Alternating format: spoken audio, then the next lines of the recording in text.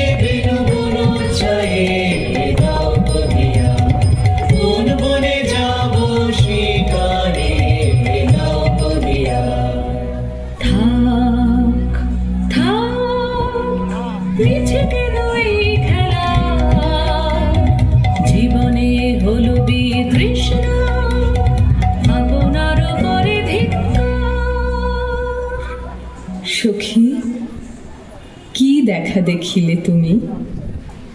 এক পলকের আঘাতে খসিল কি আপন পুরানো পরিচয়? রবি করপাতে কোরকের আবরণ টুটি মাধবী কি প্রথম চিনিল আপনারে?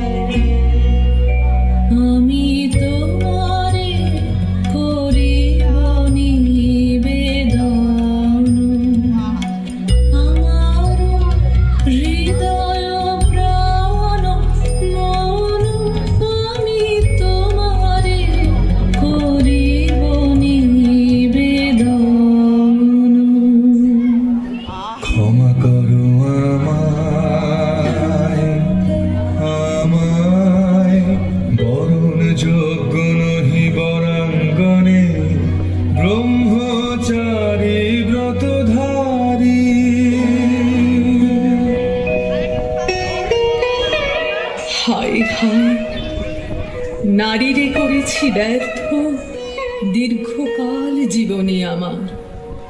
ধিক ধনুষর, ধিক বাহুবল, মুহূর্তের অশ্রুবন্যা বেগে ভাষায় দিল যে মোর পৌরুষ সাধনা।